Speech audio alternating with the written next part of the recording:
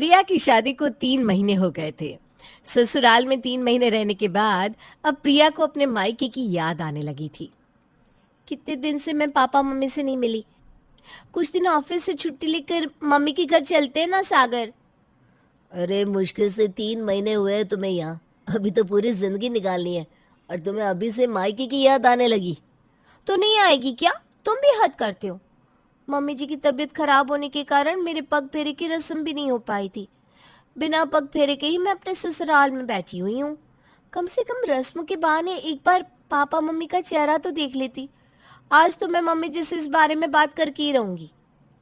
अपनी सास से मायके जाने का परमिशन लेने के लिए प्रिया रसोई का इस्तेमाल करती है, क्योंकि दिल का रास्ता तो जनाब पेट से ही होकर जाता है। ऐसा खाना बनाऊंगी कि मम्मी जी की खुशी का कोई ठिकाना नहीं रहेगा। और खाने के नशे में जैसे ही वो मुझसे कहेंगी, बोल बहू क्या चाहिए, तो मैं फौरन उनसे मायके जाने के लिए परमिशन मांग लूंगी। और 4 घंटे मेहनत कर प्रिया अपनी सास के लिए फ्राइड राइस, दम आलू, नान, खीर, पूरी, पुलाव और न जाने क्या क्या बनाकर हॉल में टेबल पर लगाती है।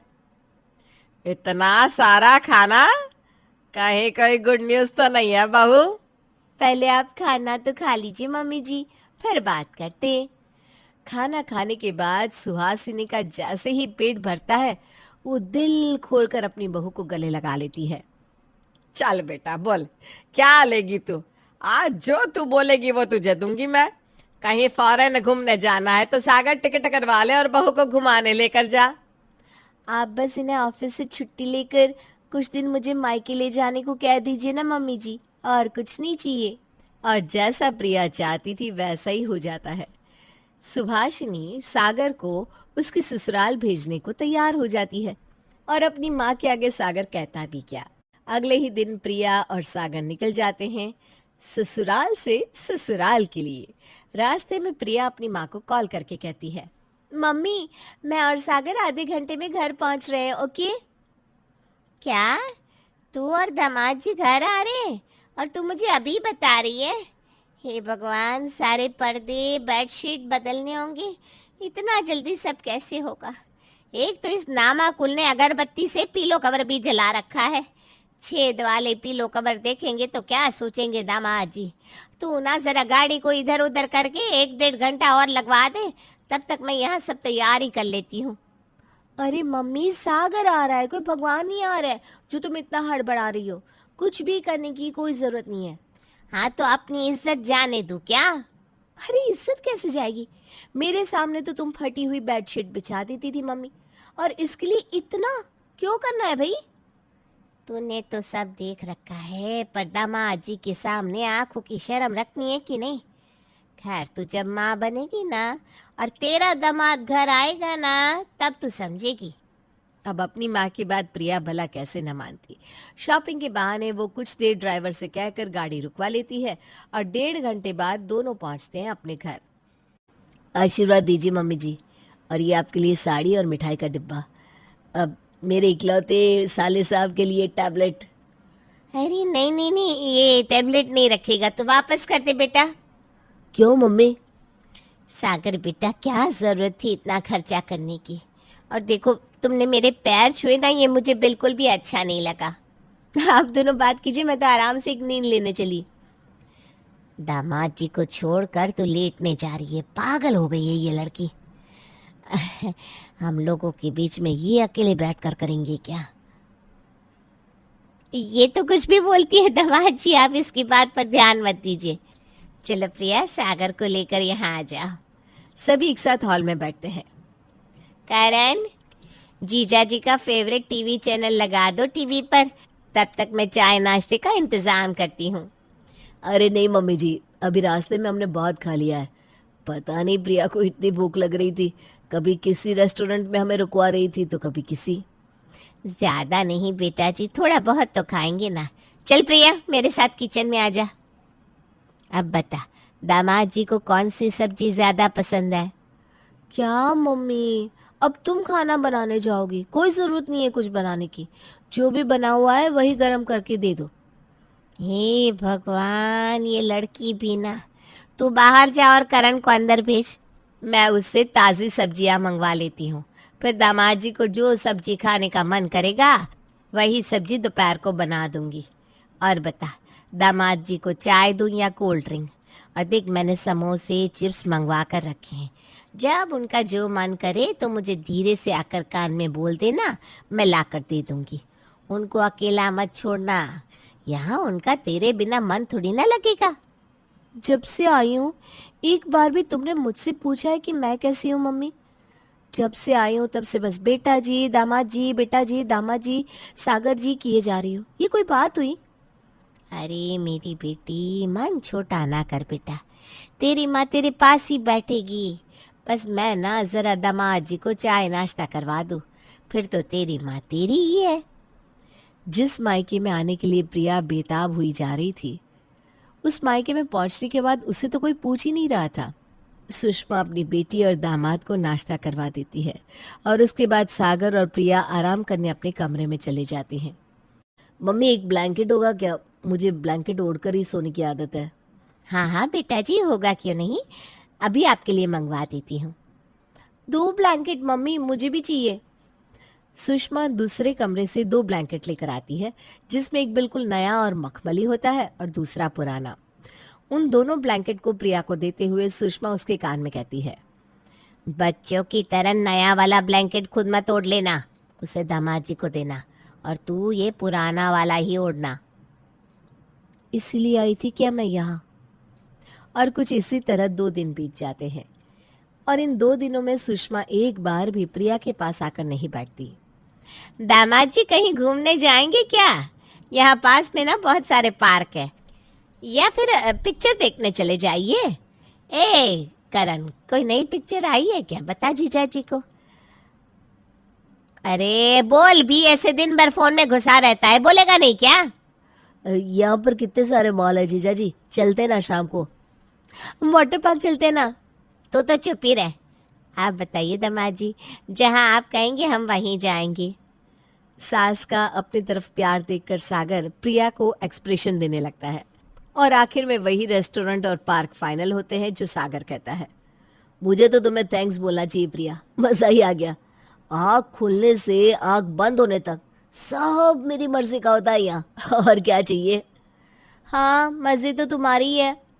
अगली सुबह सागर के उठने के पहले ही प्रिया अपनी माँ के रूम में चली जाती है, जहाँ वो देखती है कि सुषमा 2 लिफाफे तैयार कर रही है। इसमें 5100, इसमें 501, ये ठीक रहेगा। किसके लिए लिफाफा तैयार कर रही हो मम्मी? जिस दिन तुम दोनों जाओगे हाथ में कुछ देना तो पड़ेगा ना, तो दामाद जी के लिए 5000 का लिफाफा बनाया है और तुम्हारे लिए 500 का। छी मम्मी, सच्ची भीख मंगा समझ लिया है क्या तुमने मुझे? ये 500 का लिफाफा भी क्यों दे रही हो? उसे भी अपने दामाद जी को थमा दो। अच्छा नहीं चाहिए, कोई बात नहीं, दामाद जी के लिफाफे में डाल दूंगी। और हाँ, तू वैसे बीच में दामाद जी को अकेले छोड़कर मत आया कर, जा उनके पास बैठ। अचानक उठेंगे और तुझे अपने पास नहीं देखेंगे तो जी घबरा जाएगा उनका। अपने ही घर में प्रिया को 2 मिनट भी बैठने को नहीं मिलता था। कभी सुषमा उसे पानी का ग्लास देकर सागर के पास भेज देती, कभी चाय का कप देकर, कभी झाल मुड़ी देकर, तो कभी आइसक्रीम देकर। प्रिया के बारे में तो कोई पूछ ही नहीं रहा था। मायके में क्या आराम, उसके लिए तो मायके में रहना ही सर दर्द हो गया था। हद हो गई है, कितना काम करवा रही है मम्मी मुझसे। सागर ये खाएगा, सागर वो खाएगा। अब 2-4 दिन यहाँ और रुकी तो पता चला मम्मी ने अपने दामाद के आगे मुझे ही खाने में परोस दिया। और बस इसके बाद प्रिया के सब्र का बांध टूट जाता है और उसे अपनी प्यारी सास और प्यारे ससुराल की याद आने लगती है, जहाँ उसकी थोड़ी तो इज्जत थी, क्योंकि मायके में तो उसकी जरा भी इज्जत नहीं हो रही थी। और प्रिया सागर के पास जाकर कहती है, 1 हफ्ता हो गया हमें यहाँ आए हुए, मिल लिया मैंने मम्मी पापा से। सागर अब हमें वापस चलना चाहिए, और वैसे भी तुम्हारा ऑफिस भी तो मिस हो रहा है। अरे क्या प्रिया, यहाँ जो मजे है वो मजे तो मुझे कभी मिले ही नहीं आज तक। कुछ दिन मिस हो जाए ऑफिस के तो हो जाए, मैं तो अपनी मम्मी जी के पास ही रहूंगा। कम से कम 10-15 दिन आराम करके ही जाऊंगा अब तो मैं। ओह नो, कोई मुझे मेरे ससुराल ले जाओ। देखो ना अभिनव, कितना अच्छा मौसम हो रहा है, पूरे दिन से रिमझिम रिमझिम बारिश हो रही है। मेरा तो इस बारिश को देखकर मन मचलने लगा है। बस मन करता है किसी का हाथ पकड़कर निकल जाऊं और भीगती जाऊं। सच में मुझे ना ये बारिश बहुत ही पसंद है। अरे रुको रुको मैडम, किसी का हाथ पकड़कर क्या मतलब है? कोई भी मिल जाएगा तो तुम किसी का भी हाथ पकड़कर निकल जाओगी क्या? नहीं बाबा नहीं, मेरा मतलब है तुम्हारा हाथ पकड़कर बस सड़कों पर घूमती रहूं और बारिश का आनंद लेती रहूं। ठीक कह रही हो तुम। इस मामले में तो मेरी और तुम्हारी सोच 100% आपस में मिलती है। मुझे भी ना बारिश का मौसम बहुत पसंद है, और मैंने ये स्पेशल मोमेंट्स बचा कर रखे हैं। जब हमारी शादी हो जाएगी ना तो हम दोनों साथ में बारिश में भीगेंगे। फिर तुम मेरे लिए गर्मा गर्म कॉफी बनाना, और हम दोनों आराम से बालकनी में एक दूसरे का हाथ थाम कर गिरती हुई बूंदों को देखते हुए कॉफी का मजा लेंगे।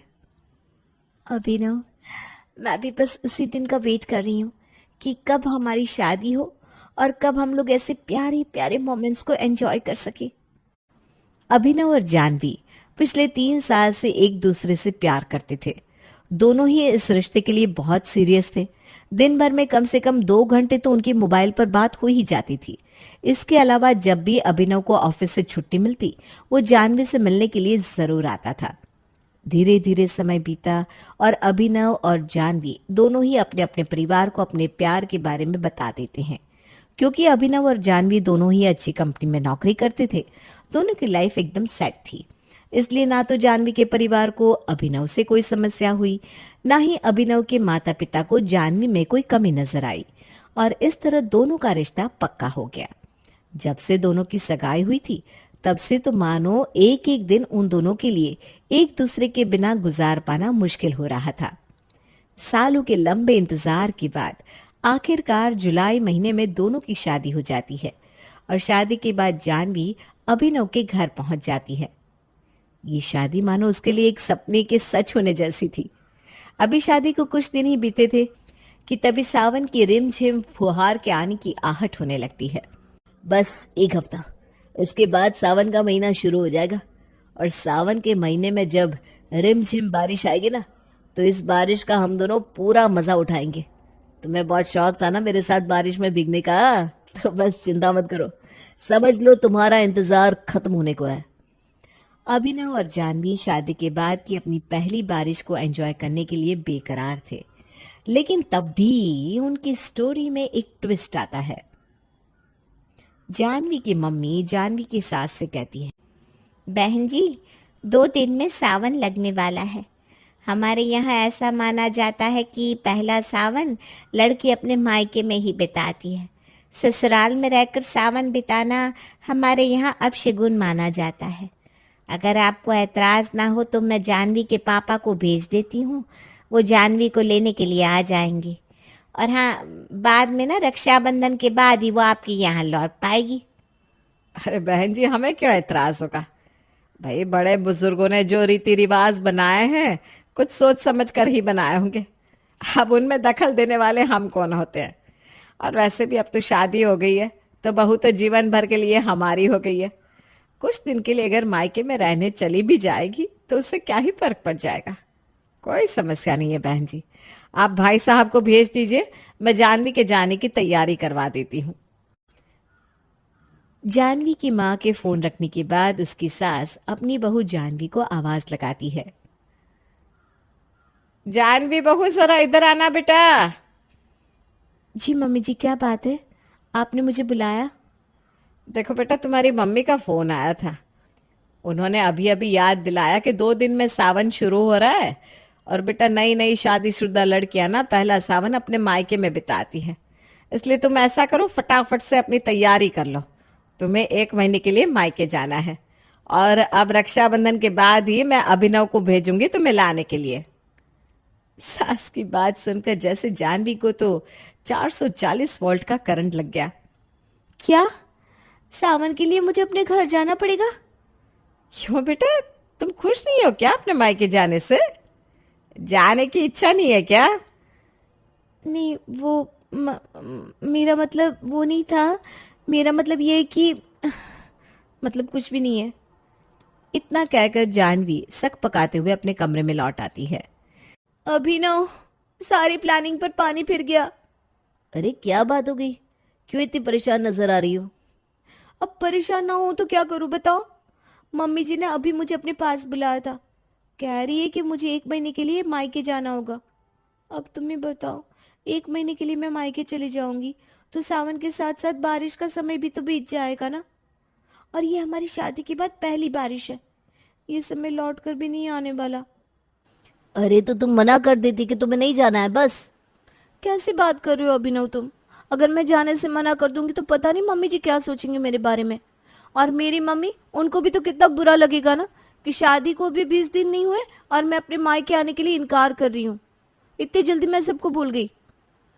ठीक है तो फिर मैं मना कर देता हूँ। मेरे मना करने पर तो किसी को परेशानी नहीं होगी ना। अरे कैसी बात कर रहे हो अभिनव, तुम मना करोगे तो भी तो वही बात रहेगी ना, सब लोग क्या सोचेंगे। मुझे मायके जाना ही पड़ेगा। अरे इतने सालों तक इंतजार किया है इन मोमेंट्स का हमने, और अब जब हमारी शादी हो गई है हम एक दूसरे के साथ टाइम बिता सकते हैं, तो तुम मायके जा रही हो मुझे छोड़कर। अरे मैं खुशी से थोड़ी ना जा रही हूँ, मजबूरी है, जाना पड़ेगा। हालांकि जानवी भी इस तरह पति को छोड़कर अपने मायके जाना तो नहीं चाहती थी, लेकिन फिर भी परंपरा निभाने के लिए वो अपने मायके जाने के लिए तैयार हो जाती है। बुझे मन से वो अपना सारा सामान पैक करती है और अगले दिन अपने पापा के साथ मायके पहुंच जाती है। मायके में रिमझिम बरसती बूंदों को देखकर अब उसके मन में सिर्फ एक कसक सी उठ रही थी। पहली बरसात को लेकर जो अभी तक मन में खुशी थी वो सारी हवा हो चुकी थी। 2 दिन बाद। देख रही हो जानवी, आज सुबह से बरसात हो रही है। माँ 3 बार पकौड़े और चाय के लिए पूछ कर गई, लेकिन तुम्हारे बिना कुछ भी करने में मन ही नहीं लग रहा। ना तो पकौड़े खाने का मन हो रहा है, ना ही बारिश में भीगने का मन कर रहा है। ऐसी बातें मत करो ना, मुझे भी बहुत सैड फील हो रहा है। अच्छा ऐसा करो, तुम वहां पर बारिश में भीगो और मैं यहाँ भीगती हूँ। आंखें बंद करो तो हमें ऐसा लगेगा कि हम साथ साथ भीग रहे हैं। हाँ हाँ, मेरा मन रखने के लिए ये सब कह रही हो ना तुम। खुद तो वहाँ खूब एंजॉय कर रही होगी। तुम्हारे मम्मी है, पापा है, भैया भाभी है, सबको देखकर लड्डू फूट रहे होंगे ना मन में। अब तुम बिना बात में क्यों मुझसे झगड़ने का प्लान बना रहे हो? अच्छी तरह जानते हो कि बेमन से आई हूँ यहाँ। जानवी, सच में मेरा ना तुम्हारे बिना मन ही नहीं लग रहा। प्लीज आ जाओ ना। क्या अभिनव, तुम जानते हो ना मैं नहीं आ सकती, फिर भी ऐसी बातें कर रहे हो। ठीक है, तुम नहीं आ सकती तो कोई बात नहीं, मैं तो वहां आ ही सकता हूँ। मेरे वहां आने पर तो कोई पाबंदी नहीं है ना। इससे पहले कि जानवी कोई भी जवाब देती, अभिनव फोन काट देता है। अरे जानवी बेटा, क्या हुआ? आओ चाय पी लो, देखो भाभी ने तुम्हारे लिए पकौड़े भी बनाए हैं। माँ के बुलाने पर जानवी बाहर सबके साथ आकर बैठती है और एक बार फिर से अभिनव का नंबर मिलाकर फोन कान पर लगा लेती है। अरे ननद रानी, अभी तो 1 घंटा बात करके आई हो दामाद जी से, अब यहाँ आई हो तो थोड़ा समय हमारे साथ भी बिता लो। 24 घंटे कान पर फोन लगाकर रखोगी तो ऐसे मायके आने से क्या फायदा बताओ। भाभी के टोकने पर जानवी फोन काट देती है और सबके साथ बैठकर पकोड़े खाने लगती है, लेकिन दूसरी तरफ उसका दिमाग अभिनव की बातों पर ही अटका हुआ था। ये अभिनव क्या सच में आ जाएगा या वैसे ही मुझे डरा रहा था? ये भगवान, अगर अभिनव सच में आ गया तो मैं सबको क्या बोलूंगी, कैसे फेस करूंगी सबको? ऐसे बिना बताए अचानक से कौन आता है? जानवी अगले आधे घंटे तक इसी उधेड़बुन में रहती है। तभी अचानक से घर की डोरबेल बजती है। डोरबेल की आवाज सुनकर जानवी के दिल की धड़कन बहुत तेज हो जाती है। हे भगवान, सच में अभिनव तो नहीं आ गया? जानवी अभी सोच ही रही थी कि इतने में जाकर उसकी भाभी दरवाजा खोल देती है। अरे जमाई साहब, अभी तो थोड़ी देर पहले तक जानवी आपसे बातें कर रही थी, उसे बताया नहीं आप आने वाले हैं? नहीं भाभी, एक्चुअली ना मैं जानवी को सरप्राइज देने के लिए आया हूँ। उसे भी पता नहीं है कि मैं आने वाला था। अरे रुचिका, दामाद जी को अंदर लेकर आओ ना, सारी पूछताछ वहीं कर लोगी क्या थानेदारनी बनकर? वो तो मैं अचानक से अभिनव जी को देखकर चौंक गई थी, इसीलिए पूछ लिया। आइए ना, आप अंदर आइए प्लीज, बैठिए, मैं आपके लिए चाय पानी का इंतजाम करती हूँ। ये लो, लैला मजनू के बाद अगला नंबर इन दोनों का ही आने वाला है। गजब बेशर्मी है भाई साहब, मतलब पत्नी के पीछे पीछे उसके मायके पहुंच गए और उनके हाथ में तो बैग भी है। लगता है यहाँ बसने के इरादे से आ गए। जमाना बड़ा बेशर्म हो गया। भैया आजकल के लड़के लड़कियों को माँ बाप भाई किसी की शर्म ही नहीं है। अब बताओ क्या सोचेंगे पापा जी, कैसे अचानक से बीवी के पीछे पीछे उसके मायके आना कोई अच्छी बात तो है नहीं। रुचि का मन ही मन बड़बड़ा रही थी और दूसरी तरफ घर आए दामाद की खातिरदारी की तैयारी में लगी हुई थी। अभिनव को चाय नाश्ता कराने के बाद, देख रहे हैं आप, आपके अंदर तो प्यार रोमांस ये सब खत्म ही हो गया है। अपनी बहन और दामाद को ही देख लो, 2 दिन हुए नहीं जानवी को यहाँ आए हुए, और देखो दामाद जी पीछे पीछे यहाँ चले आए। और एक आप हो, मैं अगर अपने मायके चली जाऊं ना तो हफ्ता हफ्ता भर फोन करने का भी होश नहीं रहता आपको। अरे भाई वो नए नए शादीशुदा जोड़े हैं, हमारी शादी को 10 साल हो चुके हैं। अब क्या चाहते हो, तुम्हारे हाथ में हाथ डालकर रात में तारे गिनूं मैं? तुमसे ना कुछ नहीं होने वाला। जब हमारी नई नई शादी हुई थी तब कौन सा रोमियो बन गए थे तुम मेरे प्यार में, जैसे आज हो ना तब भी वैसे ही थे। अरे भाग्यवान, चाहती क्या हो साफ साफ को। एक तो वैसे ही ऑफिस से थक पीट के आओ, ऊपर से फिर तुम्हारी ये जली कटी बातें सुनो। जली कटी बातें नहीं सुना रही हूँ, मैं तो तुमसे प्यार भरी मीठी बातें करने आई थी, लेकिन तुम तो हमेशा अलग ही मूड में रहते हो। देखो तो सही, बाहर कितनी तेज बारिश हो रही है। चलो ना हम लोग आज साथ में भीगते हैं, बहुत मजा आएगा। देखो जानवी और अभिनव भी बालकनी में बैठकर साथ में चाय पी रहे हैं और बारिश की हर एक बूंद का मजा ले रहे हैं। तुम्हारे मन में कभी ऐसे ख्याल आते हैं क्या? अरे तुम्हारा दिमाग खराब है क्या? बारिश में भीग जाऊं ताकि मुझे जुकाम बुखार हो जाए और फिर मुझे ऑफिस से छुट्टी लेनी पड़े। तुम्हें पता भी है ऑफिस में कितना प्रेशर है काम का। तुम ऐसा करो, जाओ पकोड़े तलो, मुझे बख्श दो, मैं ऐसे ही ठीक हूँ।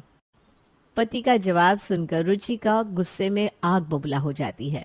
अभी तक जो ननद नंदोई का प्यार देखकर उसके मन में लड्डू फूट रहे थे, वो गुस्से के ज्वालामुखी में बदल जाते हैं। हाँ, हमारी किस्मत में तो जीवन भर बस पकोड़े तलना ही लिखा है। लेकिन ये देखो, ये तोता मैना बालकनी में बैठे मिठू मिठू कर रहा है और हम बारिश को देखकर पकोड़े तले और चाय बनाए। इतने से मन ना भरे तो प्रेस करके बच्चों के यूनिफॉर्म सुखाए। शादीशुदा बंदे की किस्मत में तो बरसात के नाम पर यही लिखा होता है। अब हर किसी की किस्मत तो जानवी जैसी हो नहीं सकती कि उनके पति देव लट्टू की तरह नाचते हुए उनके पीछे पीछे मायके तक चले आए। 2 दिन बाद, बेटा आज हम सबको एक पार्टी में जाना है। वो मेरी सहेली है ना, उसकी पोती का जन्मदिन है। अविनाश बेटा तुम दोनों भी तैयार हो जाओ, हमारे साथ चलो। नहीं मम्मी जी, मेरी इच्छा नहीं है, आप जानवी को ले जाइए ना अपने साथ, मैं घर में रुकता हूँ। नहीं मम्मी जी, मैं भी घर पर ही रुकती हूँ, आप लोग जाइए ना, आराम से जाइए, खाने की चिंता मत करना, हम दोनों का खाना मैं बना लूंगी। बेटी और दामाद के मना कर देने के बाद जानवी के मम्मी पापा भैया भाभी चारों लोग पार्टी में चले जाते हैं। सबके जाने के बाद, जानवी इससे अच्छा मौका हमें नहीं मिलने वाला। देखो आज घर पर कोई भी नहीं है, अब दूर दूर से बरसात को देखकर खुश होने का समय नहीं है, आज तो हम दोनों जम के भीगेंगे। अरे नहीं नहीं, मम्मी पापा आ जाएंगे तो क्या सोचेंगे? अरे इतनी जल्दी कैसे आ जाएंगे? पर अभी तो बारिश भी नहीं हो रही, कैसे भीगेंगे? बारिश होगी तभी तो भीगेंगे। बस अब तो बारिश का इंतजार है, एक बार बारिश शुरू हो जाए फिर तो तुम्हें गोद में उठाकर ले जाऊंगा मैं। चलोगी क्या सुनी? अविनाश का इतना कहना था कि बाहर जोरों की बारिश शुरू हो जाती है। देखो मेरी जुबान पर आज सरस्वती विराजमान है, मेरे कहते ही बारिश शुरू हो गई।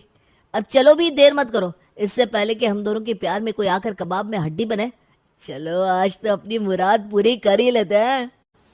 अविनाश जानवी का हाथ पकड़कर उसे छत पर ले जाता है, फिर दोनों मिलकर बारिश के मजे लेने लगते हैं। साथ में बारिश में भीगते भीगते दोनों भूल ही जाते हैं कि उन्हें छत पर आए हुए कितनी देर हो गई है। अभिनव, मुझे लग रहा है घंटी बजने की आवाज आ रही है, सब लोग वापस तो नहीं आ गए? तुम जाकर दरवाजा खोलो ना, देखो कौन है। जानवी और अभिनव तेज कदमों से छत से नीचे आते हैं और देखते हैं कि घर में मम्मी पापा भैया भाभी आ चुके हैं। वो मैं दरवाजा खोलने के लिए आ ही रही थी। कोई बात नहीं, चाबी तो हमारे पास थी, इसलिए हम खुद ही दरवाजा खोलकर अंदर आ गए। जानवी और अभिनव शर्म से पानी पानी हो रहे थे। उन्हें इस वक्त ऐसा महसूस हो रहा था जैसे उनकी कोई चोरी पकड़ी गई हो। किसी की भी नजरों से नजरें मिलाए बिना अभिनव तेज कदमों से अपने कमरे में जाता है और जाकर कपड़े बदलने लगता है। जानवी भी जल्दी से बाथरूम में जाकर कपड़े चेंज करने लगती है। कुछ देर बाद, वो मैं सोच रहा था कि मुझे आए कई दिन हो गए हैं, अब मुझे वापस चले जाना चाहिए। अरे बेटा, क्या बात है? मुझे ऐसा क्यों लग रहा है कि तुम कुछ परेशान से हो? अ, वो मम्मी जी, कल ना भीगने वाला आइडिया मेरा था। जानवी तो मना ही कर रही थी। आप प्लीज उससे नाराज मत होइएगा। अविनाश की बात सुनकर जानवी की माँ हंसने लगती है। बेटा, हम नाराज क्यों होंगे भला? ये तो अच्छी बात है ना कि तुम दोनों पति पत्नी में इतना प्रेम है। एक दूसरे के साथ हर पल को खुशी खुशी आनंद के साथ बिताना चाहते हो। इसमें हमें भला क्या एतराज हो सकता है? माँ जी बिल्कुल ठीक कह रहे हैं नंदोई जी। अरे यही तो पल होते हैं शादी के बाद के, जिन्हें खुलकर जी लेना चाहिए, वरना फिर तो उसके बाद घर गृहस्थी और बच्चों की जिम्मेदारी में ऐसे फंसते हैं कि ये सब मौज मस्ती सूझती ही नहीं। अब हमें और अपने भैया को ही देख लो, बारिश के नाम पर सिर्फ गीले कपड़ों की मुसीबत और सर्दी खांसी नजर आती है। बारिश में भीग कर मजा भी किया जाता है, ये सब बातें तो बीते जमाने की हो गई है। अगर दोनों पति पत्नी मिलकर बारिश में साथ में भीग भी लिए तो ये कौन सा अपराध हो गया जिसके लिए आप दोनों ऐसे मुंह छुपाए घूम रहे हैं? अरे परेशान होने की कोई बात नहीं है, खुश रहो दोनों। और हमें ना सच में दिल से बहुत खुशी है कि आप दोनों में इतना प्रेम है। भगवान करे किसी की नजर ना लगे तुम दोनों के प्यार को। माँ की और भाभी की बात सुनकर जानवी और अभिनव का दिल हल्का हो गया और मायके की पहली बारिश का ये किस्सा भी उनके दिल में हमेशा हमेशा के लिए मीठी याद बनकर बस गया। ईशा अपने परिवार में इकलौती बेटी थी। इकलौती होने के कारण घर में सबकी लाडली और सर चढ़ी थी। माँ तो उसे हमेशा ही पलकों पर बिठा कर रखती। ईशा बेटा, तुम्हारी मम्मी तो पूजा में गई हुई है, तुम ही एक कप चाय बना दो। पापा, मम्मी 10 मिनट में आ जाएगी, आप मम्मी से बनवा लेना ना। आपको पता है मुझसे किचन के काम नहीं होते।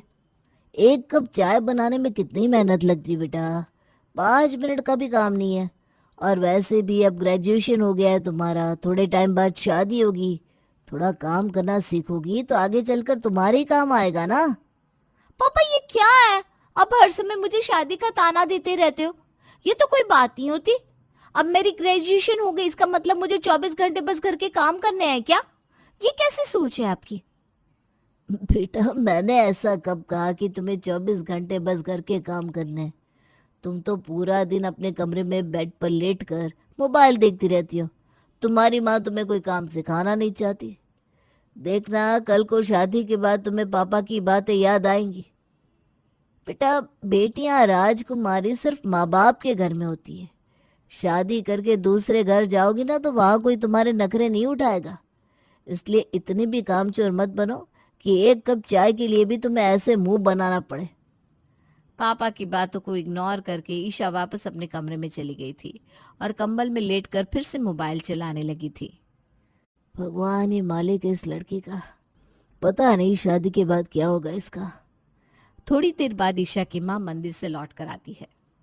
अरे भाग्यवान, एक कप चाय पिला दो। ऑफिस से थके हारे घर आओ तो एक कप सुकून की चाय भी नसीब नहीं होती। या तो तुम मुझे चाय नाश्ता कराने के बाद मंदिर जाया करो, या फिर हमारी चाय बना कर रख जाया करो। भाई, तुम्हारी बेटी से तो कुछ भी कहना बेकार है। देखिए जी, आप ना बात बात पर मेरी बेटी के ऊपर राशन पानी लेकर मत सवार हुआ करो। अरे बच्ची है, सीख लेगी, और क्या जरूरत है बच्ची पर काम का दबाव डालने की? ईशा की माँ उसे आवाज लगाती है। ईशा बेटा, आओ देखो, मैं मंदिर से लड्डू लेकर आई हूँ, खा लो। मम्मा, मेरे रूम में ही आकर दे दो ना प्लीज, इतनी सर्दी हो रही है, मुझसे तो ब्लैंकेट से निकला ही नहीं जा रहा। और पापा है कि मुझे हर समय बस काम बताते रहते हैं। आपको पता है ना, मुझे सर्दी लग जाती है। हाँ बेटा, मुझे पता है बच्चा, तो आराम से बैठ ब्लैंकेट में। मैं अब भी तेरे पापा की चाय बनाकर देती हूँ, फिर आती हूँ। तो भी पिएगी क्या चाय? हाँ हाँ माँ, मेरी भी बना देना। भाग्यवान, तुम ना सर पर चढ़ा रही हो अपनी बेटी को। देखना, तुम्हारी बेटी के साथ साथ तुम भी रोगी। वो दिन दूर नहीं है। अरे मैं कोई दुश्मन नहीं, उसका बाप हूँ। ये जो आंखों पर पट्टी बांध कर तुम खतरे से अनजान बनने की कोशिश कर रही हो ना, उससे कुछ नहीं होने वाला। ईशा के पापा बार बार ईशा की माँ और ईशा को समझाने की कोशिश करते हैं कि लाड़ प्यार अपनी जगह है, लेकिन बच्चों को आलसी और निकम्मा बनाना कहीं की समझदारी नहीं। लेकिन उसकी माँ के कानों पर तो जूं रेंगने को तैयार नहीं थी। जहाँ ईशा आलसी और कामचोर थी, वहीं ईशा का भाई अमित बड़ा समझदार और सुलझावा लड़का था। घर के कामों में वो हाथ बटाता और पढ़ाई लिखाई में भी हमेशा अच्छे नंबर लेकर आता, जिसके कारण उनके पापा हमेशा बेटे से बहुत खुश रहते। मम्मी पापा ना मुझ में और भैया में बहुत अंतर करते हैं। उनको तो बस हर चीज में भैया ही अच्छे लगते हैं, मेरी तो हर चीज में कमी निकालते हैं वो। बेटा मैं कमी नहीं निकालता हूँ तुम्हारे में। जैसे अमित मेरा बेटा है वैसे तुम भी मेरी बेटी हो। लेकिन वो तारीफ वाले काम करता है, इसीलिए तो मेरे मुंह से उसके लिए तारीफ निकलती है। बिना कहे कोई मेहमान आ जाए तो वो उनके लिए चाय नाश्ता लेकर आता है, बाजार से सामान खरीद कर लाता है। घर के सारे बिल भरने की जिम्मेदारी भी उसी के ऊपर है, और उसके साथ साथ पढ़ने में भी अव्वल है वो। अब उसके अंदर काबिलियत है तो उसकी तारीफ तो बनती है। पापा के मुंह से भाई की तारीफ सुनकर ईशा अमित से मन ही मन जलने लगी थी। नफरत का ये बीज धीरे धीरे पौधा बनने लगा था। कुछ समय के बाद ईशा की माँ की मौत हो जाती है और मायके में जैसे वो बिल्कुल अकेली पड़ जाती है। ईशा के पापा भी पत्नी की मौत के सदमे से उभर नहीं पा रहे थे। दो बच्चों की शादी की जिम्मेदारी भी अब उन्हीं के ऊपर थी, इसलिए अब वो जल्दी जल्दी अपनी जिम्मेदारियों से मुक्ति पाना चाहते थे। क्या बात है पापा, आजकल आप बहुत परेशान नजर आते हैं। कुछ बात है तो बताइए ना। अब तो मैं जॉब भी करने लगा हूँ, अगर पैसों की तंगी है तो आप मुझसे कह सकते हैं। नहीं बेटा, पैसों की तो कोई तंगी नहीं। तुम्हारी माँ की मौत के बाद मुझे समझ में आया कि जीवन का कोई भरोसा नहीं। आज तुम्हारी माँ हमें छोड़कर चली गई, भगवान न करे अगर कल को मुझे भी कुछ हो गया तो तुम दोनों का क्या होगा। बस इसी चिंता में मैं दिन रात बेचैन रहता हूँ। अरे अब कैसी बात कर रहे हैं पापा, आपको कुछ नहीं होगा। आप ऐसा सोच भी कैसे सकते हैं। अभी तो माँ के जाने के सदमे से हम बाहर भी नहीं आए और आप ऐसी बातें करने लगे। बेटा मृत्यु तो अटल सत्य है। माँ बाप को तो एक दिन दुनिया से जाना ही होता है, लेकिन हाँ जाने से पहले मैं अपनी अधूरी जिम्मेदारियां पूरी करना चाहता हूँ। मैंने 2-3 जगह बात चलाई है। ईशा की शादी हो जाए, वो अपने ससुराल चली जाए तो मेरे मन को थोड़ा सुकून मिल जाए। ईशा की शादी के बाद जल्दी ही तुम्हारे बेहाथ पीले कर दूंगा। फिर उसके बाद मेरे सीने पर कोई बोझ नहीं रहेगा। और वैसे भी कल को तुम्हारी माँ को भी तो ऊपर जाकर जवाब देना है ना। अगर जिम्मेदारियां निभाए बिना ही मेरा बुलावा आ गया तो क्या जवाब दूंगा तुम्हारी माँ को। पापा की बात सुनकर अमित उनसे लिपट कर फूट फूट कर रोने लगता है। जल्दी ही ईशा के पापा एक अच्छा परिवार देखकर उसकी शादी सुमित के साथ कर देते हैं। शादी के बाद सब कुछ बहुत अच्छे से चल रहा था, लेकिन धीरे धीरे 1 महीने का समय बीत जाता है और अब ईशा की सास घर की जिम्मेदारियां ईशा को उठाने के लिए कहने लगती है। मम्मी जी मैंने घर के काम कभी नहीं किए। मैं अपने पापा की प्रिंसेस थी। मेरी माँ ने राजकुमारी की तरह रखा मुझे, कभी एक गिलास पानी भी नहीं उठवाया। और आप चाहती कि मैं पूरे घर का काम अकेले करूं? देखिए मुझसे ना इतना काम नहीं हो पाएगा। अब कोई नौकरानी क्यों नहीं रख लेती? वैसे भी सब्जियां काट काट कर मेरे हाथ पूरे खराब हो गए हैं। देखो बेटा, तुम्हारी नई नई शादी हुई है, हम समझते हैं कि अभी तुम्हें काम करने की आदत नहीं है, और ये भी हो सकता है कि तुमने मायके में कभी कोई काम ना किया हो। काम वाली भी मैं लगवा दूंगी, उसमें भी मुझे कोई समस्या नहीं है। लेकिन बेटा शादी के बाद घर गृहस्थी के कामों से अगर जान छुड़ाने की कोशिश करोगी तो घर गृहस्थी नहीं चल पाएगी। घर के कामों में थोड़ा मन लगाओ। मन लगाकर काम करोगी तभी तो सब कुछ आसान लगने लगेगा। वैसे भी मैंने कब तुमसे सारा काम अकेले करने को कहा है। अगर सब्जी तुम काटती हो तो चौका मैं लगा दूंगी। तुम घर की साफ सफाई करती हो तो मैं कपड़े धो देती हूँ। मैंने तो कभी भी घर का पूरा काम अकेले तुम्हें करने के लिए नहीं कहा। देखा, मार दिया ना आपने ताना। अब मुझे यही बताना चाह रही है ना कि मैं किसी काम की नहीं हूँ और घर के सारे काम आपको करने पड़ रहे हैं। अरे मैं कह रही हूँ अगर आप लोगों को घर के काम ही करवाने थे तो कोई नौकरानी ले आते शादी करके। बहू लाने की क्या जरूरत थी? देखो बेटा, तुम ना बात का बतंगड़ बना रही हो। मैंने तुमसे ऐसा कुछ भी नहीं कहा। मैं बस ये कह रही हूँ कि घर में नौकरानी के बाद भी ऐसे बहुत से काम होते हैं जो अपने हाथों से ही करने पड़ते हैं। इसलिए काम से जी चुराने का कोई सोल्यूशन नहीं है। तुमसे झाड़ू पोछा नहीं होता, कोई बात नहीं, उसके लिए हम काम वाली लगवा देंगे। लेकिन खाना बनाना, घर को व्यवस्थित रखना, घर आए मेहमानों की खातिरदारी करना, ये सब तो तुम्हें ही करना होगा ना। और गृहस्थी में तो 1000 काम होते हैं जिनका ना कोई नाम है ना गिनती, लेकिन उसके बाद भी औरतों का सारा जीवन उन्हें करने में बीत जाता है। ऐसे कब तक काम से मन चुराओगी तुम बताओ? अरे मम्मी जी तो मेरे काबू में ही नहीं आ रही। उनके पास तो मेरी हर बात का जवाब है। लगता है सुमित को ही अपने प्रेम जाल में फंसाना पड़ेगा, वरना मम्मी जी तो मुझे बहुरानी से नौकरानी बनाने में ज्यादा दिन नहीं लगाएगी। उनकी चिकनी चुपड़ी बातों में मैं नहीं आने वाली। अपने मायके में मैंने कभी एक कप चाय तक नहीं बनाई, और यहाँ पर मुझे दिन में 3 टाइम का खाना बनाना पड़ रहा है। पापा रे पापा, पूरी जिंदगी इतना काम करना पड़ेगा, मुझे तो सोच के चक्कर आ रहा है। मुझसे ये सब नहीं होने वाला। ईशा अपने पति से कहती है, सुमित तुम एक बात बताओ, अगर तुम्हें 24 घंटे घर में घिस घिस कर साफ सफाई करने वाली और माजी माजी करके घूमने वाली लड़की चाहिए थी, तो तुम गांव की कोई अनपढ़ गवार लड़की ले आते ना। मेरे जैसी पढ़ी लिखी लड़की की जिंदगी खराब करने की क्या जरूरत थी? तुम एक बार मेरी तरफ देखो तो सही, मेरा स्टाइल देखो, मेरी एजुकेशन देखो। मैं अपनी सारी जिंदगी क्या घर में झाड़ू पोछा और रोटियां बनाते बनाते बिता दूं? तुम्हारी मम्मी चाहती क्या है मुझसे? और तुम्हें बता, क्या तुम एक ऐसी लड़की के साथ जिंदगी बिताना पसंद करोगे जो शक्ल से काम वाली नजर आती हो? ईशा, मेरी मम्मी एक हाउस वाइफ थी। उन्होंने सारी जिंदगी घर को संभालते हुए अपने हाथों से खाना बनाकर हमें खिलाया। घर का एक एक सामान, एक एक कोना मेरी मम्मी का सजाया हुआ है। तो इसका मतलब मेरी मम्मी काम वाली हो गई? अपनी सोच बदलने की जरूरत है तुम्हें। और मेरी मम्मी ऐसा कुछ नहीं चाहती जैसा तुमने अभी अभी कहा। मैं सब जानता हूँ कि तुम्हारा घर के काम करने में मन नहीं लगता। मुझे ऑफिस से आए हुए 1 घंटा हो गया है। एक कप चाय तो छोड़ दो, तुमने एक गिलास पानी तक लाकर मुझे नहीं दिया। पूरा दिन अपने कमरे में बैठी रहती हो तुम। 3 महीने हो गए हमारी शादी को, और कितना टाइम चाहिए तुम्हें घर के काम शुरू करने के लिए? हाँ, तुम भी अपनी माँ की तरह बस दिन रात मुझसे लड़ाई झगड़ा करो और हर चीज में मेरी गलती निकालो। इसीलिए तो शादी करके इस घर में लेकर आए थे ना तुम मुझे। बहू नहीं, काम वाली चाहिए तुम लोगों को। मैं भी साफ बता रही हूँ, नहीं होगी मुझसे किसी की गुलामी, और नौकरों की तरह काम नहीं कर पाऊंगी मैं। मैंने राजकुमारी की तरह अपनी जिंदगी बिताई है, और आगे भी मैं वैसे ही रहने वाली हूँ। किसी के दबाव में आकर नौकरानी नहीं बनूंगी मैं इस घर की। हाँ। अगले दिन। एक बहुत बड़ी खुशखबरी है ईशा बेटा, अमित की शादी फिक्स हो गई है। लड़की वाले जल्दी शादी करने के लिए बोल रहे हैं। अगले हफ्ते यानी कि 5 दिन में अमित की शादी है, और हम श्रद्धा को बहू बनाकर अपने घर ले आएंगे। अब तो ज्यादा सोच मत, आज ही दामाद जी के साथ घर आ जा। शादी की तैयारी भी तो करनी है ना। ईशा को तो जैसे मुंह मांगी मुराद मिल गई थी।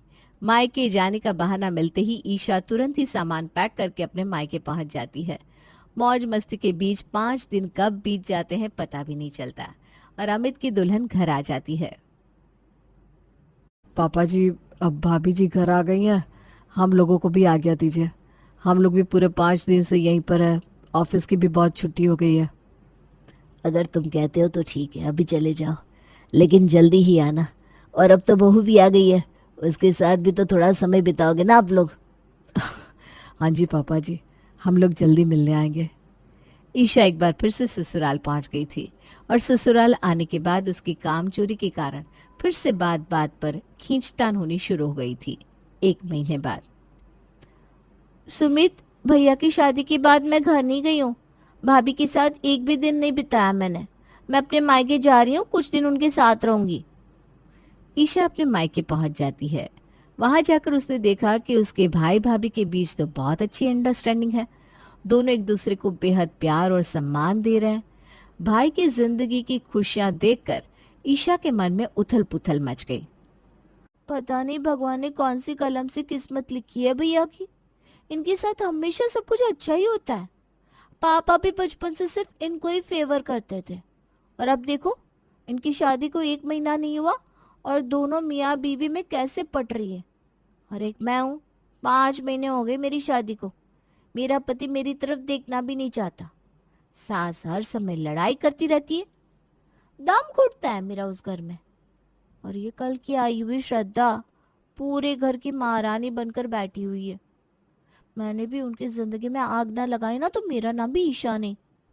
ईशा आंखों में आंसू भरकर खाना खा रही थी। तभी भाई अमित ऑफिस से घर लौटता है। अरे रो क्यों रही है, कुछ परेशानी है क्या? कुछ नहीं है भैया, अब घर में मेरी माँ तो है नहीं, ये सब बर्दाश्त करने की आदत तो डालनी पड़ेगी ना। तेरे कहने का मतलब क्या है? कुछ हुआ है क्या श्रद्धा, क्या बात है? और ये ईशा सूखी रोटी क्यों खा रही है? घर में घी खत्म हो गया है क्या? नहीं नहीं, घी खत्म नहीं हुआ। ईशा ही कह रही थी कि उसको कोलेस्ट्रॉल बढ़ रहा है, तो उसने घी खाना छोड़ दिया है, इसीलिए उसे बिना घी की रोटियां दी है। क्यों झूठ बोल रही हो भाभी? मैंने कब कहा कि मैंने घी खाना छोड़ दिया? भैया तो अच्छे से जानते हैं मुझे बचपन से घी और मक्खन कितना पसंद है। ढेर सारा घी लगाकर रोटी खाती थी मैं। आपको घी नहीं देना तो अब साफ साफ बोलो। श्रद्धा, ये मैं क्या सुन रहा हूँ? मेरी बहन को रोटी पर घी लगाकर देने से मना कर दिया तुमने? ये मैं बिल्कुल भी बर्दाश्त नहीं करूंगा। और तुम्हारी हिम्मत कैसे हुई ऐसा करने की? आप मुझे गलत समझ रहे हो, ऐसी कोई भी बात नहीं है। रहने दो भैया, भाभी को कुछ मत कहो। मैं 4 दिन के लिए यहाँ आई हूँ, आपका घर तोड़ने नहीं आई। मैं तो इसीलिए आपसे कुछ कहना नहीं चाहती थी, चुपचाप अपना खाना खा रही थी। वो तो आपने मुझसे पूछ लिया तो मैं अपने आंसू नहीं छुपा पाई। हो जाती है कभी कभी गलती। आप ना भाभी से इस तरह से बात नहीं करो, मुझे अच्छा नहीं लगता। देखा श्रद्धा, मेरी बहन अभी भी तेरी तरफदारी कर रही है। कुछ तो सोच लिया होता तूने इतनी छोटी बात करने से पहले। पति की बात सुनकर श्रद्धा रोते हुए अपने कमरे में चली जाती है। अगले दिन, ईशा तुम्हें कुछ चाहिए तो बता दो, उसके बाद मैं घर की सफाई करूंगी। भाभी आप सफाई बाद में कर लेना, अभी मुझे मार्केट से बेसन के लड्डू ला कर दो। आज मेरा बेसन के लड्डू खाने का बहुत मन है। अगर अभी मैंने इसे लड्डू के लिए मना किया तो फिर से आंसू टपका टपका के अपने भाई के सामने इमोशनल ड्रामा करेगी। हाँ ठीक है, ला देती हूँ। श्रद्धा स्कूटी लेकर मार्केट के लिए निकल जाती है। निशा जानती थी कि आज संडे का दिन है और कुछ ही देर में उसका भाई सोकर उठने वाला है, इसलिए वो जानबूझकर झाड़ू उठाकर सफाई करने लगती है। ईशा, तू झाड़ू क्यों लगा रही है? कहाँ गई तेरी भाभी? भैया भाभी ने कहा कि तुम घर की साफ सफाई कर लो, तब तक मैं बाहर से आती हूँ। वो तो स्कूटी लेकर कहीं बाहर गई है। बहन की बात सुनकर अमित को एक बार फिर गुस्सा आता है। कुछ देर बाद श्रद्धा लौट कर आती है। श्रद्धा, ये क्या तरीका है? 4 दिन के लिए मेरी बहन घर के आ गई, तुम्हारे सीने पर सांप लौटने लगे। तुम खुद बाहर घूम रही हो और ईशा से सफाई करा रही हो। कैसी बात कर रहे हो अमित? मैंने कब कहा ईशा को कि वो घर की सफाई करेगा? बल्कि मैं तो। अमित श्रद्धा को बीच में ही टोक देता है। आजकल तुम्हारा व्यवहार बदलता जा रहा है, अपनी आंखों से देख रहा हूं। वरना तुम तो 1 मिनट में मेरी बहन की बात को झूठा साबित कर देती। अगर तुम्हें यही सब करना है ना तो तुम अपने मायके जा सकती हो। ये सब मेरे घर में नहीं चलेगा। ये घर जितना तुम्हारा है उतना ही मेरी बहन का भी है। ये सब हथकंडे अपनाकर उसे घर से भगाने का तरीका मत ढूंढो। नहीं नहीं भैया, रहने दो अब प्लीज, भाभी को कुछ मत कहो। मैं यहाँ पर मायका तोड़ने थोड़ी ना आई, मैं कल ही अपने ससुराल वापस चली जाऊंगी। मैं नहीं चाहती मेरी वजह से आप लोगों के बीच में कुछ भी प्रॉब्लम्स हो। देखा देखा तुमने मेरी बहन कितनी अच्छी है, अभी भी वो तुम्हारा पक्ष ले रही है। तू कहीं नहीं जाएगी बहना, मैंने कहा ना तू यहीं रहेगी। अरे ये तेरा भी घर है। श्रद्धा होती कौन है तेरे साथ इस तरह से व्यवहार करने वाली? पति की बात सुनकर श्रद्धा के मन को गहरी चोट लगी थी। आंखों में आंसू भरकर वो चुपचाप जाकर घर के काम करने लगती है। अगले दिन अमित ऑफिस से आता है तो देखता है कि बहन ईशा घर के बाहर बैठी हुई आंसू बहा रही है। अरे ईशा, क्या हुआ? यहाँ क्यों बैठी है और रो क्यों रही है? कुछ हुआ है क्या? कुछ नहीं भैया, मैं बस आपसे मिलने के लिए रुकी थी, आपको देख लिया, बस अब अपने ससुराल जा रही हूँ। मेरा और आपका साथ यहीं तक का था भैया, अब मैं फिर कभी भी लौटकर मायके नहीं आऊंगी। भाभी ने मुझे घर से निकाल दिया। बहन की बात सुनकर अब तो अमित का गुस्सा 7वें आसमान पर पहुंच जाता है और वो श्रद्धा श्रद्धा चिल्लाता हुआ घर के अंदर घुस जाता है। अमित श्रद्धा के ऊपर चिल्लाना शुरू कर रहा था कि तभी ईशा का पति सुमित वहां आ जाता है। रुक जाइए भैया, और आप ऐसा कैसे सोच सकते हैं कि भाभी ईशा के साथ ऐसा व्यवहार करेंगी? वो तो अच्छा हुआ कि पापा जी ने फोन करके मुझे यहाँ पर जो षड्यंत्र चल रहा था उसके बारे में सब बता दिया। जो इंसान अपनी जिंदगी में खुश नहीं होता ना, वो दूसरे की जिंदगी में भी आग लगाने की कोशिश करता है, और वही किया है आपकी बहन ने। जिस दिन से शादी करके हमारे यहाँ आई है, इसका किसी भी काम में मन नहीं लगता। पूरा दिन आलसियों की तरह कमरे में पड़ी रहती है। काम के लिए कहो तो माँ और मेरे साथ झगड़ा करती है। उसकी वजह से एक भी दिन हमारा शादीशुदा जीवन सुख शांति से नहीं बीता। वही शादी के बाद जब इसने आप दोनों को एक दूसरे के साथ प्यार से रहते हुए देखा ना, तो जानबूझकर ये आप दोनों के बीच आग लगाने लगी। ईशा, अभी के अभी भाभी से माफी मांगो। और क्या कहा था तुमने? तुम आज के बाद मायके नहीं आओगी? मायके तो तुम सच में कभी नहीं आ पाओगी, और अगर तुमने माफी नहीं मांगी ना तो ससुराल में भी नहीं घुस पाओगी। सोच लो तुम्हें क्या करना है। पति की बात सुनकर ईशा रो रो कर भाभी से माफी मांगती है और फिर उसके बाद ससुराल जाकर सही से रहना शुरू कर देती है।